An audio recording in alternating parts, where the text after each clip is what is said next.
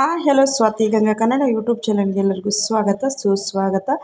ಇವತ್ತಿನ ವಿಡಿಯೋದಲ್ಲಿ ವಾರಾಹಿ ಅಮ್ಮನ ಒಂದು ಮಂತ್ರವನ್ನು ತಿಳಿಸ್ಕೊಡ್ತಾ ಇದ್ದೀನಿ.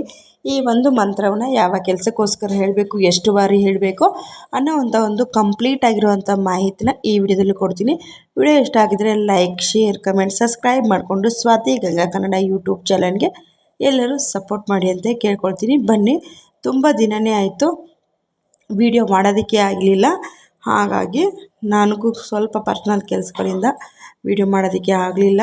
ತುಂಬ ಜನ ಡಿ ಎಮ್ಮನ್ನು ಮಾಡ್ತಾಯಿದ್ರಿ, ಅಕ್ಕ ಮಂತ್ರಗಳು ತಿಳಿಸ್ಕೊಡಿ ಅಂಥೇಳಿ. ಹಾಗಾಗಿ ಇವತ್ತಿನ ಈ ಮಂತ್ರ ಏನು ಅಂತಂದರೆ ಎಮರ್ಜೆನ್ಸಿಗೋಸ್ಕರ ಹೇಳೋವಂಥದ್ದು. ಎಮರ್ಜೆನ್ಸಿ ಹಣ ಆಗಿರ್ಬೋದು, ಎಮರ್ಜೆನ್ಸಿ ನಿಮಗೆ ಕೆಲಸ ಆಗಿರಬಹುದು, ಎಮರ್ಜೆನ್ಸಿಯಾಗಿ ಏನು ನಿಮಗೆ ಅವಶ್ಯಕತೆ ಇದೆಯೋ ಅದಕ್ಕೋಸ್ಕರ ಈ ಒಂದು ಮಂತ್ರವನ್ನು ಹೇಳ್ಕೊಳ್ಳಿ. ನಿಮಗೆ ತಕ್ಷಣಕ್ಕೆ ಕೆಲಸ ಅನ್ನೋವಂಥದ್ದು ಆಗೋವಂಥದ್ದು. ಇಲ್ಲ ಯಾರೋ ನಿಮಗೆ ಎಮರ್ಜೆನ್ಸಿಯಾಗಿ ನಿಮ್ಗೊಂದು 10,000 ರೂಪಾಯಿ ಬೇಕಾಗಿರುತ್ತೆ, ಆದರೆ ಯಾರನ್ನು ಕೇಳಿದ್ರೂ ಕೊಡ್ತಾ ಇರೋದಿಲ್ಲ. ಈ ಒಂದು ಮಂತ್ರವನ್ನು ಹೇಳ್ಕೊಳ್ಳಿ. ಇವಾಗ ನಾಳೆ ನಿಮಗೆ ದುಡ್ಡು ಬೇಕಾಗಿರುತ್ತೆ, ಅಂಥ ಒಂದು ಸಂದರ್ಭದಲ್ಲಿ ಈ ಒಂದು ಮಂತ್ರವನ್ನು ಹೇಳ್ಕೊಳ್ಳಿ. ಖಂಡಿತವಾಗ್ಲೂ ನಿಮಗೆ ಯಾವುದೇ ಒಂದು ಮೂಲದಿಂದ ದುಡ್ಡನ್ನು ಅಂಥದ್ದು ಖಂಡಿತವಾಗ್ಲೂ ಬಂದೇ ಬರುತ್ತೆ ಅನ್ನೋದನ್ನು ಹೇಳ್ತೀನಿ. ಯಾಕಂದರೆ ಇದು ತುಂಬ ಸತಿ ಪ್ರೂವ್ ಕೂಡ ಆಗಿದೆ. ನಾನು ಕೂಡ ಪರ್ಸ್ನಲಾಗಿ ಕೂಡ ತುಂಬ ಸತಿ ಈ ಮಂತ್ರವನ್ನು ಹೇಳ್ಕೊಂಡಿದ್ದೀನಿ. ಮಕ್ಕಳ ಫೀಸ್ ಆಗಿರಬಹುದು, ಮತ್ತು ಇವಾಗಂತೂ ಸೀಸನ್ ವೈಸ್ ಅಂದರೆ ಮದುವೆ ಸೀಸನ್ ಇರೋದ್ರಿಂದ ತುಂಬ ಅಂದರೆ ತುಂಬ ಎಂಥ ಇಕ್ಕಟ್ಟಿನ ಪರಿಸ್ಥಿತಿಗಳು ಇರ್ತಾವಂತಂದರೆ ಕೆಲವೊಂದು ಬಾರಿ 5,000 10,000 ರೂಪಾಯಿ ಕೂಡ ದೊಡ್ಡ ಅಮೌಂಟ್ ಅನ್ನುವಂಥದ್ದು ಆಗ್ಬಿಟ್ಟಿರುತ್ತೆ. ಹಾಗಾಗಿ ಖಂಡಿತವಾಗ್ಲೂ ಎಮರ್ಜೆನ್ಸಿ ಫಂಡ್ಗೋಸ್ಕರ ಎಮರ್ಜೆನ್ಸಿ ಏನೇ ಒಂದು ಕೆಲಸ ಇದ್ರೂ ಕೂಡ ತುರ್ತು ಪರಿಸ್ಥಿತಿನಲ್ಲಿದ್ದಾಗ ಈ ಒಂದು ಮಂತ್ರವನ್ನು ಹೇಳ್ಕೊಳ್ಳಿ. ತಾಯಿ ವಾರಾಹಮ್ಮ ನಿಮ್ಮ ಜೊತೆಯಲ್ಲಿ ಇದ್ದು ನಿಮ್ಮನ್ನು ಕಾಪಾಡ್ತಾರೆ. ಯಾಕಂತಂದರೆ ಮೊದಲಿಗೆ ನೀವು ನಂಬಿಕೆ ಅನ್ನೋದು ಇಡಬೇಕು. ಅಪನಂಬಿಕೆಯಿಂದ ಖಂಡಿತವಾಗ್ಲೂ ಯಾರೆಲ್ಲ ಮಂತ್ರ ಹೇಳ್ಕೊಳ್ಬೇಕಂತೀರೋ ಅವ್ರು ಖಂಡಿತವಾಗ್ಲೂ ಟ್ರೈ ಮಾಡೋದಕ್ಕೆ ಹೋಗ್ಬಿಡಿ ಅಂತ ಹೇಳ್ತೀನಿ. ಯಾಕಂತಂದರೆ ಫಸ್ಟು ನಮಗೆ ನಂಬಿಕೆ ಅನ್ನೋದು ಇರಬೇಕು. ನಂಬಿಕೆ ಇದ್ದಾಗ ಮಾತ್ರ ನಿಮಗೆ ಆ ಕೆಲಸ ಅನ್ನೋವಂಥದ್ದು ಆಗೋವಂಥದ್ದು. ಹಾಗಾಗಿ ತಿಳಿಸ್ತಾ ಇದ್ದೀನಿ. ಖಂಡಿತವಾಗ್ಲೂ ನಿಮಗೆ ನಂಬಿಕೆ ಇತ್ತು ಅಂತಂದರೆ ನೀವು 100% ನಿಮಗೆ ವರ್ಕ್ ಆಗುತ್ತೆ. ಖಂಡಿತವಾಗ್ಲೂ ನೀವು ಹೇಳಬಹುದು. ನೀವು ಇರಲಿ ಹೇಳಿದ್ದಾರೆ, ನಾವು ಟ್ರೈ ಮಾಡೋಣ, ಆಗುತ್ತಾ ಆಗಲ್ವಾ ಅಂಥೇಳಿ ಅನ್ನೋ ಥರ ಇಲ್ಲ.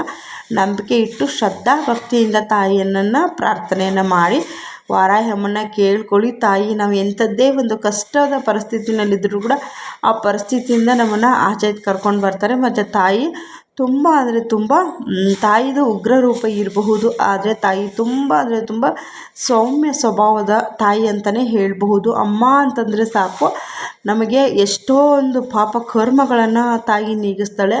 ಮತ್ತು ಎಷ್ಟೋ ಒಂದು ಇದರಿಂದ ಕಷ್ಟಗಳಿಂದ ನಮ್ಮನ್ನು ಪಾರು ಮಾಡ್ತಾರೆ ಅಂತಲೇ ಹೇಳಬಹುದು. ಹಾಗಾಗಿ ನೀವು ವಾರಾಹಿ ಅಮ್ಮನ ಮಂತ್ರವನ್ನು ಹೇಳ್ಕೊಳ್ಳಿ. ಅದರಿಂದ ನಿಮಗೆ ತುಂಬ ಅಂದರೆ ತುಂಬ ಒಳ್ಳೆಯದನ್ನುವಂಥದ್ದಾಗುತ್ತೆ.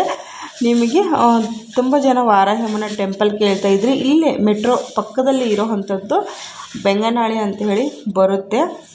ಫಸ್ಟು ಟಿನ್ ಫ್ಯಾಕ್ಟ್ರಿ ಅಂತ ಹೇಳಿದ್ರು ಕೂಡ ಟಿನ್ ಫ್ಯಾಕ್ಟ್ರಿ ಅಲ್ಲೇ ಪ್ರತ್ಯಂಗಿರಾ ದೇವಿ, ಓಂ ಶಕ್ತಿ ಅಮ್ಮನವರು, ವಾರಾಹಿ ಅಮ್ಮ ಇದೆ. ಮತ್ತು ಇಲ್ಲಿ ಕಾಲಭೈರೇಶ್ವರ ದೇವಸ್ಥಾನ ಇದೆ. ಒಂದೇ ದೇವಸ್ಥಾನದಲ್ಲಿ ಗರ್ಭಗುಡಿ ಸಪ್ರೇಟಾಗಿ ಮಾಡಿರೋ ಅಂಥದ್ದು. ಹಾಗಾಗಿ ನೀವು ಕೂಡ ಅಷ್ಟೇ ಬಂದು ತಾಯಿಯ ದರ್ಶನವನ್ನು ತೆಗೆದುಕೊಳ್ಳಿ. ತುಂಬ ವಾರಾಹಿ ಅಮ್ಮನ ದೇವಸ್ಥಾನಗಳು ಬೆಂಗಳೂರಲ್ಲಿ ತುಂಬ ಕಡೆ ಇದ್ದಾವೆ, ಆದರೆ ಸ್ವಲ್ಪ ಕಮ್ಮಿ ಇದೆ. ನೀವು ಎಲ್ಲಿ ನಿಮಗೆ ನಿಯರೆಸ್ಟ್ ಆಗುತ್ತೆ ನೋಡಿ, ಗೂಗಲ್ ಮ್ಯಾಪ್ ಮಾಡಿ ನೀವು ನೋಡಿ ಹೋಗಿ. ಇದು ನನಗೆ ನಿಯರೆಸ್ಟಾಗಿ ಹತ್ತಿರ ಆಗುತ್ತೆ, ಹಾಗಾಗಿ ನಾನು ಇಲ್ಲೇ ಹೋಗೋವಂಥದ್ದು.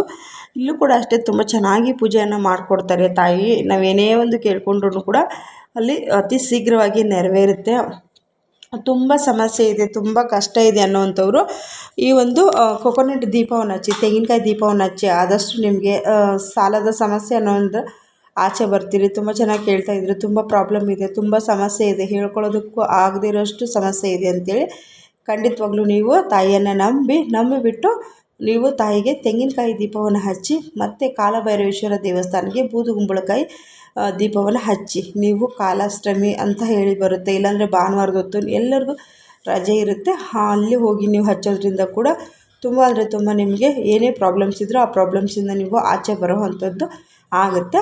ಹಾಗಾಗಿ ತಿಳಿಸ್ತಾ ಇದ್ದೀನಿ. ವಾರಾಹಿ ಅಮ್ಮನ ನಂಬಿ ನೀವೇನನ್ನು ಬೇಕಾದ್ರೂ ಕೂಡ ಕೇಳ್ಕೊಳ್ಬಹುದು. ತಾಯಿ ನಿಮ್ಮದು ಅತಿ ಶೀಘ್ರವಾಗಿ ಎಲ್ಲವನ್ನು ಕೆಲಸವನ್ನು ಈಡೇರಿಸ್ತಾಳೆ ಅಂತಲೇ ಹೇಳ್ಬೋದು. ಹಾಗಾಗಿ ನೀವು ತಾಯಿ ವಾರಾಹಿ ಅಮ್ಮನ ನಂಬಿದ್ರೆ ಮಾತ್ರ ನಿಮಗೆ ಒಳ್ಳೇದನ್ನೋವಂಥದ್ದು ಆಗೇ ಆಗುತ್ತೆ ಅನ್ನೋವಂಥದ್ದನ್ನು ನಾನು ತಿಳಿಸ್ಕೊಡ್ತೀನಿ. ಯಾಕಂದರೆ ನನಗೆ ಪರ್ಸ್ನಲಾಗಿ ತುಂಬ ಅಂದರೆ ತುಂಬ ಒಳ್ಳೆಯದಾಗಿದೆ. ಬನ್ನಿ ಇವಾಗ ತುರ್ತು ಪರಿಸ್ಥಿತಿನಲ್ಲಿದ್ದಾಗ ಯಾವ ಮಂತ್ರವನ್ನು ಹೇಳಬೇಕು ಅನ್ನೋದನ್ನು ತಿಳಿಸ್ತೀನಿ. ಓಂ ಶ್ರೀಂ ಐಂ ಗ್ಲೌಂ ಶ್ರೀ ಪಂಚಮ್ಮೇ ನಮೋ ನಮಃ. ಓಂ ಶ್ರೀಂ ಐಂ ಗ್ಲೌಂ ಶ್ರೀ ಪಂಚಮ್ಮೇ ನಮೋ ನಮಃ. ಓಂ ಶ್ರೀಂ ಐಂ ಗ್ಲೌಂ ಶ್ರೀ ಪಂಚಮ್ಮೇ ನಮೋ ನಮಃ ಅನ್ನುವಂಥ ಒಂದು ಬೀಜಾಕ್ಷರಿಯ ಮಂತ್ರವನ್ನು ಶ್ರದ್ಧಾಭಕ್ತಿಯಿಂದ ಈ ಒಂದು ಮಂತ್ರವನ್ನು ನೀವು ಬೆಳಗ್ಗೆ ಹಾಸಿಗೆನಲ್ಲಿ ಇದಕ್ಕೆ ಸ್ನಾನ ಮಾಡಬೇಕು, ಮಡಿ ಹುಡಿ ಉಪವಾಸ ಅನ್ನುವಂಥದ್ದು ಏನೂ ಇರೋದಿಲ್ಲ ಸ್ನೇಹಿತರೆ. ನೀವು ಬೆಳಗ್ಗೆ ಎದ್ದ ತಕ್ಷಣ ಹಾಸಿಗೆನಲ್ಲಿ ಕೂತ್ಕೊಂಡು ಕೂಡ ಈ ಮಂತ್ರವನ್ನು ಹೇಳ್ಕೊಳ್ಬಹುದು. ಇಲ್ಲಾಂದರೆ ರಾತ್ರಿ ಮಲಗೋದಕ್ಕೆ ಮುನ್ನ ಕೂಡ ಈ ಒಂದು ಮಂತ್ರವನ್ನು ಹೇಳಿ ನೀವು ಮಲಗಬಹುದು. ನಾಳೆ ಬೆಳಗ್ಗೆ ನಿಮ್ಗೆ ಏನು ಕೆಲಸ ಆಗಬೇಕಾಗಿರುತ್ತೆ ಅನ್ನೋವಂಥದ್ದು ಗೊತ್ತಿರುತ್ತೆ ಅಲ್ವಾ. ಇಲ್ಲ ಬೆಳಗಿನ ಜಾವನೇ ನೀವು ಹೇಳ್ಕೊಬೋದು, ಇಲ್ಲ ರಾತ್ರಿ ಹೇಳ್ಬೋದು. ಎಷ್ಟು ಬಾರಿ ಹೇಳಬೇಕು ಅಂತಂದರೆ ನೀವು ಒಂದು 9 ಬಾರಿ, 11 ಬಾರಿ, 3 ಬಾರಿ, 5 ಬಾರಿ ನಿಮ್ಮ ಕೈಲಿ ಎಷ್ಟು ಸಾಧ್ಯ ಆಗುತ್ತೋ ಅಷ್ಟು ಬಾರಿ ಹೇಳ್ಕೊಳ್ಳಿ. ಸ್ವಚ್ಛಂದ ಮನಸ್ಸಿಂದ ತಲೆಯಲ್ಲಿ ಏನೇ ಇದ್ರೂ ಯೋಚನೆಗಳನ್ನು ಬದಿಗಿಟ್ಬಿಟ್ಟು ತಾಯಿ ವಾರಾಹಿ ಅಮ್ಮ ನಿನ್ನ ಒಂದು ಮಂತ್ರವನ್ನು ಹೇಳ್ಕೊಳ್ತಾ ಇದ್ದೀನಿ. ನನಗೆ ಈ ಕೆಲಸ ಆಗಬೇಕು, ಖಂಡಿತವಾಗಲೂ ನೀನು ನೆರವೇರಿಸ್ತೀಯ ಅಂಥೇಳಿ ನಾನು ನನ್ನ ಮನಸ್ಸಿನಲ್ಲಿ ಪ್ರಾರ್ಥನೆಯನ್ನು ಮಾಡ್ಕೊಳ್ತಾ ಇದ್ದೀನಿ. ಈ ಕಷ್ಟದಿಂದ ನನ್ನನ್ನು ಪಾರು ಮಾಡು, ಈ ಒಂದು ದುಡ್ಡು ನನಗೆ ಬರೋ ರೀತಿ ಮಾಡು ಅಂತ ತಾಯಿಲಿ ಕೇಳಿಕೊಂಡು ಮಂತ್ರವನ್ನು ಹೇಳ್ಕೊಳ್ಳಿ. ತುಂಬ ಒಳ್ಳೆಯದನ್ನುವಂಥದ್ದು ಆಗುತ್ತೆ. ತುಂಬ ಜನಕ್ಕೆ ಒಳ್ಳೆಯದು ಕೂಡ ಆಗಿದೆ ಅನ್ನೋದನ್ನು ತಿಳಿಸ್ಕೊಡ್ತೀನಿ. Thank you for watching. ನಮಸ್ತೆ. Take care. ಬಾಯ್.